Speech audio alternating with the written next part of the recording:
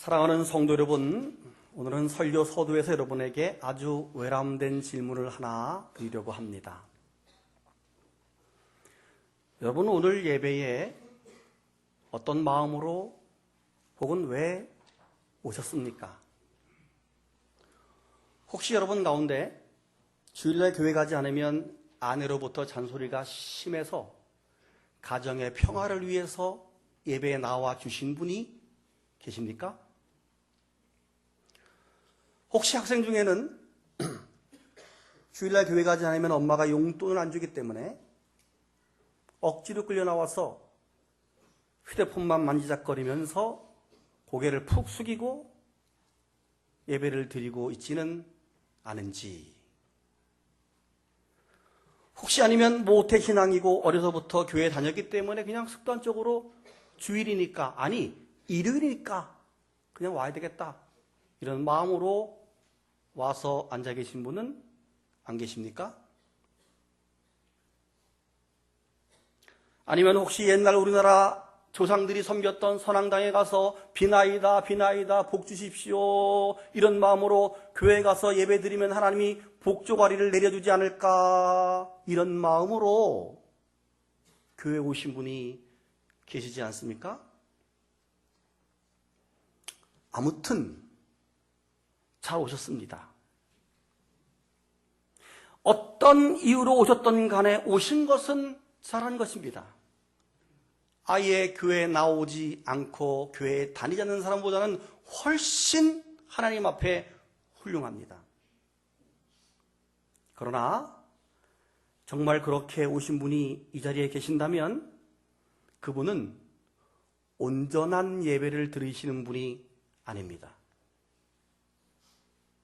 온전한 예배라고 하는 것은 하나님이 기뻐하시는 예배이고 하나님이 받으시는 예배입니다.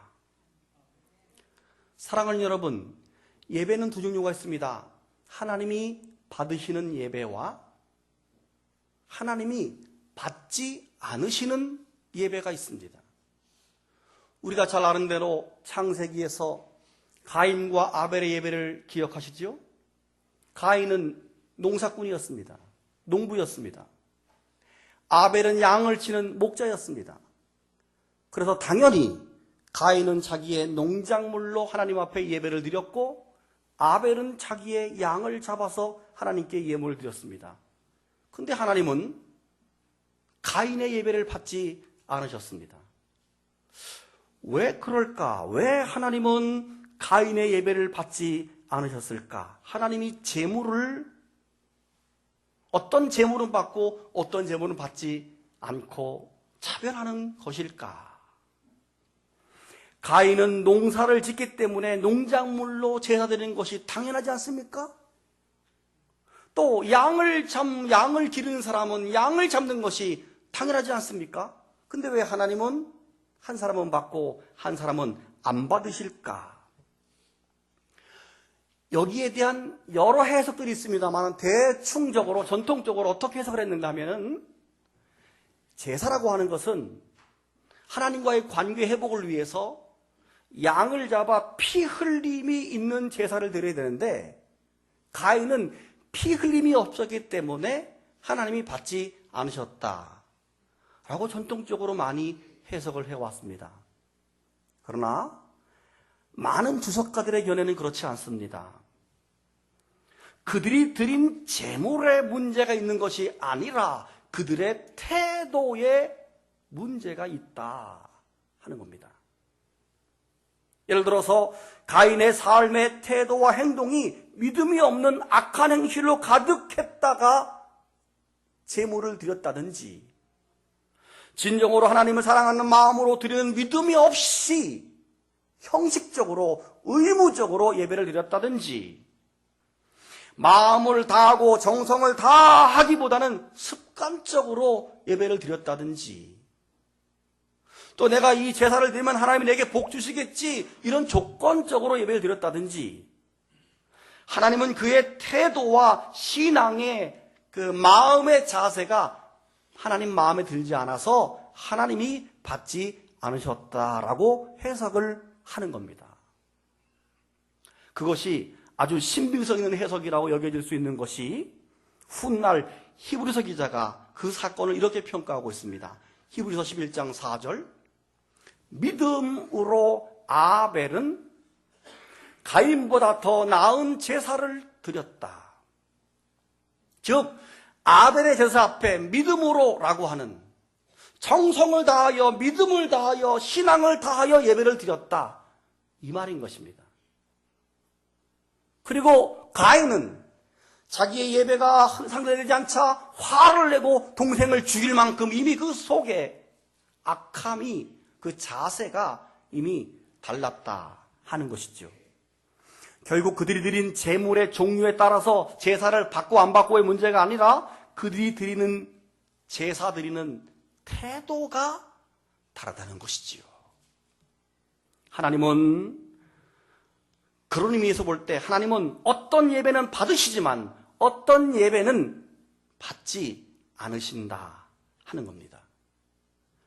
여기서 성경에 가인의 제물은 받지 아니하셨다 하는 부분을 원어적으로 히브리서를 직역하면 이렇습니다. 하나님이 가인의 제물은 쳐다보지도 않았다, 이렇게 되어 있습니다.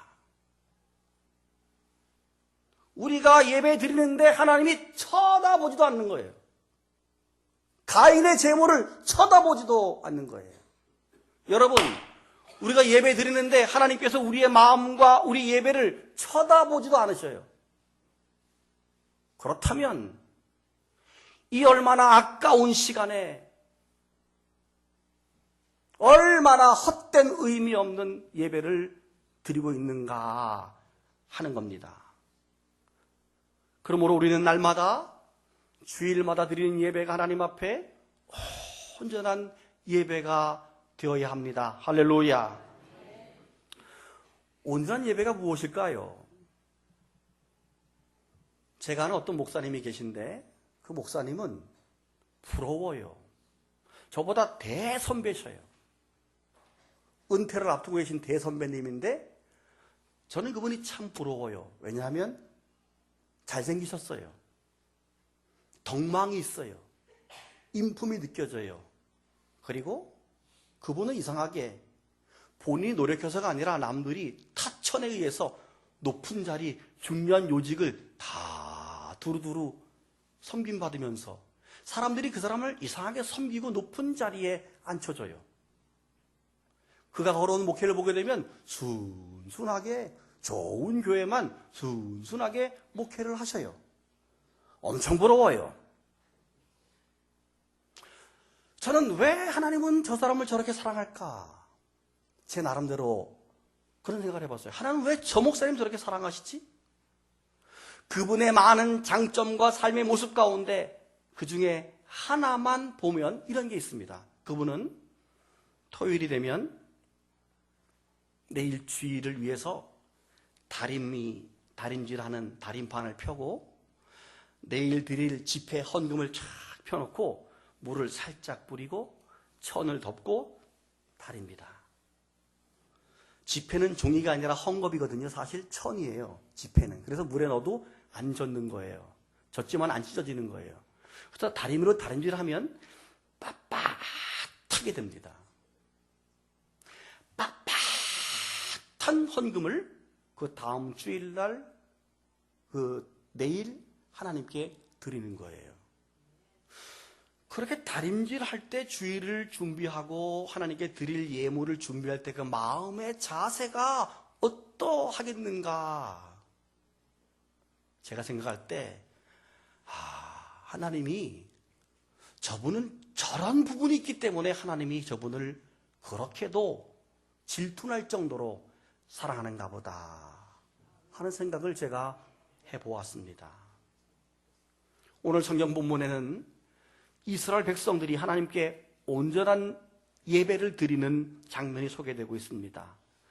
오늘 본문은 사무엘상입니다. 사무엘상은 사무엘의 이야기와 그리고 사울 왕의 이야기가 주로 전개되고, 사무엘하는 그 뒤를 이은 다윗 왕의 이야기가 나오면서 기록 시기는 주전 1057년부터 주전 905년경쯤 쓰여진 책입니다. 약 100년간의 기록을 역사를 쓴 책인데 지금부터 3000년 전의 책이에요. 3000년 전에 있었던 이야기예요. 그 당시 이스라엘의 주변국으로 블레셋이 있었습니다.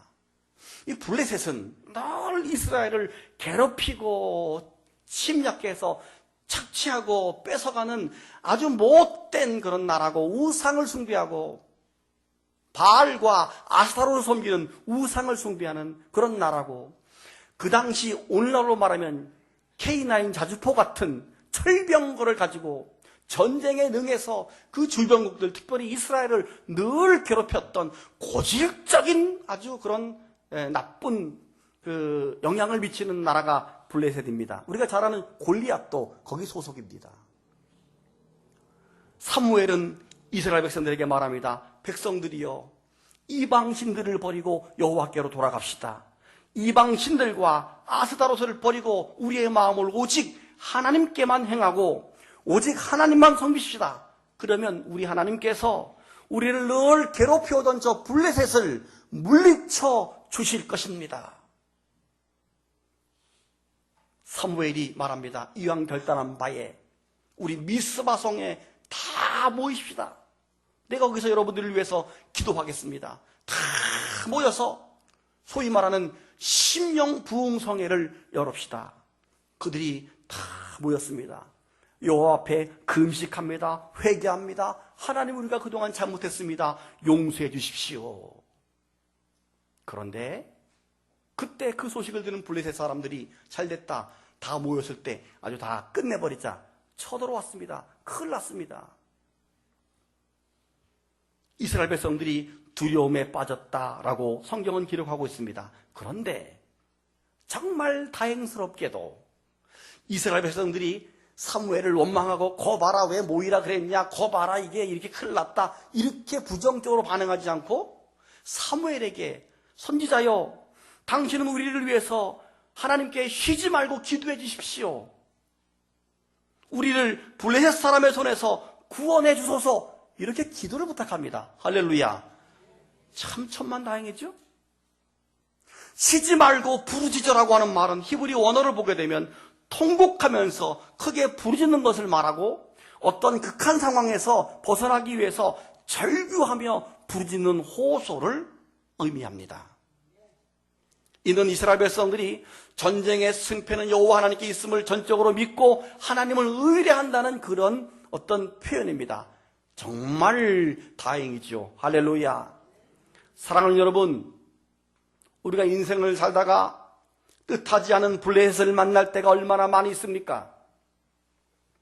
그때 방법은 우리 역시 단 하나입니다. 우리 하나님께 쉬지 말고 부르짖어 기도하는 것입니다. 왜냐하면 그들은, 세상은 철병거를 가졌기 때문입니다. 우리보다 훨씬 전쟁에 능한 사람이기 때문입니다.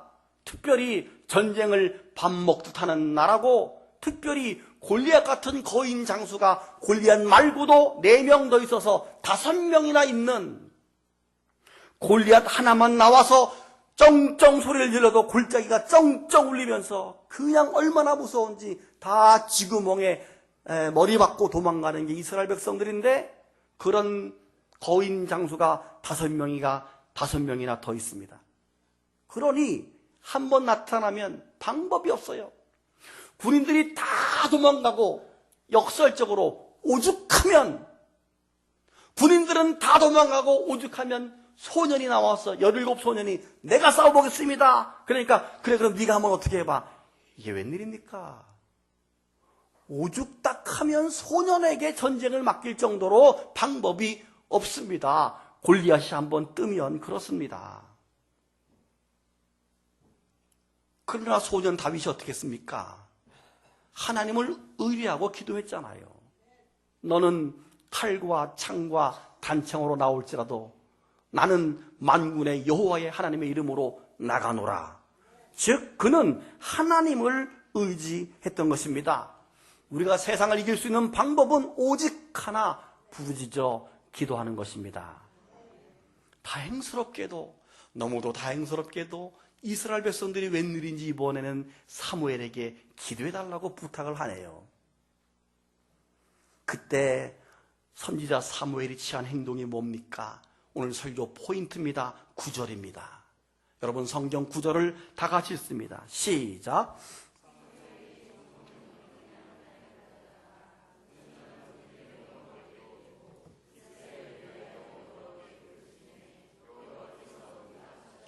아멘. 가장 중요한 부분, 온전한 번제를 여호와께 드렸다 하는 겁니다. 아멘. 온전한 번제라고 하는 말은 백성들이 하나님만을 의지하는 마음과 태도로 하나님만 신뢰하는 마음이 담긴 상태의 예배를 온전한 번제라고 말합니다. 그렇습니다. 하나님이 받으시는 예배는 마음과 뜻과 정성이 다 담겨진 완전한 예배를 하나님이 받으시는 것입니다. 오늘 예배하러 나오신 여러분, 우리 모두 이 예배에 마음이 담기고 정성이 담기고 바른 자세가 담겨져 있는 그런 예배가 될 수 있기를 축복합니다. 하나님이 어떻게 응답했나요? 10절을 보세요.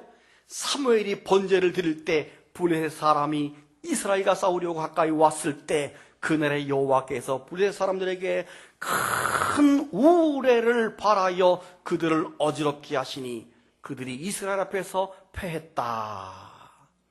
사랑하는 여러분, 하나님 앞에 예배할 때 온전한 번제를 드렸더니 갑자기 하늘에서 천둥이 칩니다. 번개가 칩니다. 비바람이 칩니다. 앞을 구분할 수 없습니다. 얼마나 천둥과 번개가 큰지 가끔 내리꽂는 그 번개가 그들의 병거를 불태우고 사람에게 직접적으로 불태울 때 얼마나 두려웠겠는지 한마디로 그들은 혼비백산했습니다.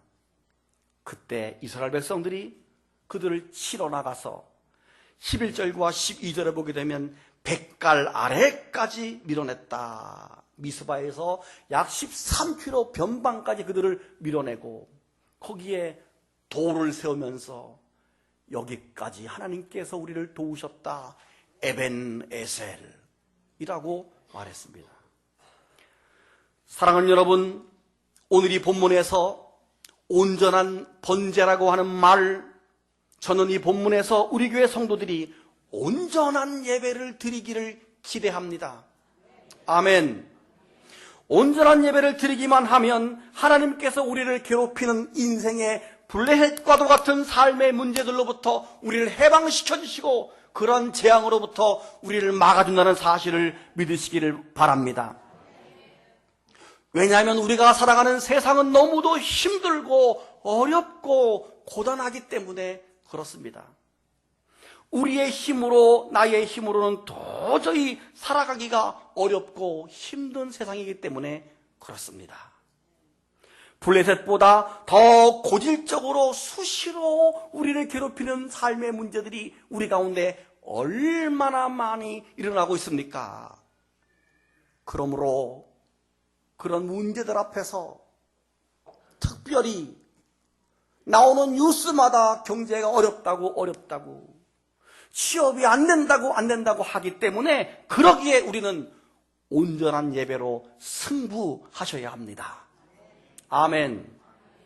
여러분, 예배할 때 나타난 기적이 어찌 오늘 본문 하나뿐입니까? 성경은 수두룩합니다. 예를 들어 볼까요? 이스라엘이 출애굽할 때 마지막 재앙 10번째 재앙이 일어났을 때 하나님께서 양을 잡아서 피를 바른 이스라엘 가정들만큼은 재앙이 밀려오다가 뛰어넘어가는 한문으로 유월절, 유월되어지는 재앙이 오다가도 뛰어넘어가는 그런 기적이. 왜요? 그들이 가정마다 양을 잡아서 피를 그 증거로 피를 발랐다는 얘기는 그들이 하나님 우리를 살려달라고 이 재앙으로부터 구원해달라고 예배했기 때문에 하나님이 그 재앙을 뛰어넘게 한 것입니다. 그뿐입니까? 다윗왕 통치 말기에 이상하게 다윗왕이 말미에 마음이 흔들려서 하나님을 의지하기보다도 사람을 자꾸 의지해서 자꾸 우리 군대가 몇 명인지 궁금해져서 인구조사를 명령합니다. 하나님 기뻐하지 않았습니다. 근데 끝까지 인구조사를 강행합니다. 하나님이 진노하셨습니다. 사흘 만에 전염병이 돌아서 사흘 만에 7만 명이 죽어나갑니다. 다윗아, 이놈 다윗아, 네가 의지하는 사람이 이 사람들이냐? 내가 다 가져가 버리마. 그냥 뒀다가는 7만이 아니라 그냥 다 죽게 생겼어요. 하나님 잘못했습니다. 용서해 주세요. 그래서 아라우나의 타작마당, 옛날에 아브라함이 번제를 쌓았던 그 땅, 지금 예루살렘 성전에 있는 그 솔로몬 성전 그 땅, 아라우나의 타작마당을 사서 하나님 앞에 예배를 드렸을 때, 하나님 살려주세요 예배를 드렸을 때 성경은 말합니다. 기도를 들으심에 이스라엘에게 내리는 재앙이 그쳤더라. 아멘. 그뿐입니까? 신약 성경에서 바울과 실라가 복음을 증거하다가 억울하게 갇혔습니다. 그들이 옥중에서 그래도 하나님 앞에 감사하면서 찬송하고 기도하면서 감사 예배를 하나님 앞에 드립니다. 그때 옥의 터가 흔들립니다. 옥문이 열려버립니다. 자기들은 묶어있던 착고가 다 풀려버립니다. 열리고 풀리는 기적이 일어났습니다. 그 광경을 보고 깜짝 놀란 간수가 구원받은 나도 당신이 섬기는 주님을 받아들입니다. 오히려 복음이 증거된다고 그들을 가두었는데 열리고 풀리고 복음이 증거되는 역사가 일어났습니다. 왜요? 그들이 찬송하고 기도하는, 마음을 다하는 온전한 번제를 드렸기 때문입니다. 결론입니다. 오늘 우리 교회는 올해 2010년을 살아갈 때 온전한 예배를 드림으로써 기적과도 같은 하나님의 역사심을 경험할 수 있기를 축복합니다. 큰 소리로 아멘. 그러므로 예배를 소중하게 여기십시오. 예배를 소중하게 여기시고 예배에 목숨을 거시기를 바랍니다. 예배에 목숨을 걸어야 합니다. 여러분, 예수님의 십자가 사건은 결국 무엇입니까? 당신의 몸을 드리는 제사였습니다. 당신의 몸을, 유월절 어린 양 예수 그리스도, 당신의 육신을 채찍질 당하시고 가시관을 씌우시고 온갖 창에 찔리고 손과 발에 목이 못이 박혀서 그 피가 주르르 십자가 나무 위에 흘러내리는 관제. 여러분, 제사의 5대 제사 가운데 관제가 있어요. 관제는 뭐냐 하면 제물 위에, 나무 위에 제물을 놓고 그에 포도주를 붓는 제사를 관제라 그래요. 예수님은 십자가 나무 제단 위에 당신의 몸을 완전히 목숨을 내놓음으로 피를 쭉 적시는 당신의 관제 예배를, 완전한 예배를 하나님 앞에 드린 것입니다. 그래서 로마서 12장에서는 이렇게 우리에게 교훈합니다. 그러므로 형제들아, 내가 하나님의 모든 자비하심으로 너희를 권하노니 너희 몸을 하나님이 기뻐하시는 거룩한 산 제물로 드려라. 이는 너희가 드릴 영적 예배니라. 우리가 드리는 영적 예배는 시시하게 나와 앉아서 딴 생각이라고 앉았고 휴대폰이나 만지작거리고 하나님이 쳐다보지도 않습니다. 미안하지만 하나님이 관심도 없습니다. 받지 않으십니다. 헛수고만 하시는 겁니다. 하나님이 너희 몸을 하나님이 기뻐하시는 거룩한 산 제물로 드리라. 전 특별히 여러분의 가정을 위해서 올해 새해에는 여러분의 가정들마다 가정예배 멈춘 가정들이 가정예배를 드리고 시작하지 않았던 가정들이 가정예배를 드리기를 기대합니다. 왜냐하면 여러분의 가정에 그런 하나님의 능력과 은혜가 임해야 되기 때문에 그렇습니다. 일주일에 한 번씩만 드리십시오. 화요일이나 목요일, 화목한 날, 화요일, 목요일, 화목한 날 중에 하나를 택해서 하나님 앞에 예배를 드리면 제가 늘 얘기하죠. 여러분의 집을 복음으로, 영적으로 코팅하는 것이라고. 코팅하는 것이라고. 우리들의 가정의 어려운 문제들이 열리고 풀리는 역사가 일어날 줄로 믿습니다. 재앙도 뛰어넘어가게 될 줄로 믿습니다. 하나님이 기뻐하시는 가정이 될 줄로 믿습니다. 사랑하는 여러분, 온전한 예배에 도전해 보고 싶지 않습니까? 온전한 예배를 내가 한번 드려봐야 되겠다.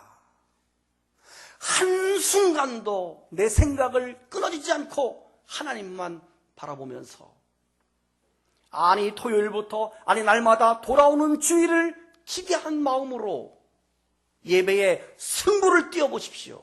하나님이 어떻게 우리에게 역사하시리를 기대하면서 2010년도에 온전한 번제를 통해서 역사하시는 하나님을 경험할 수 있기를 우리 모두 기대합니다. 눈 감고 묵상해 보십시오.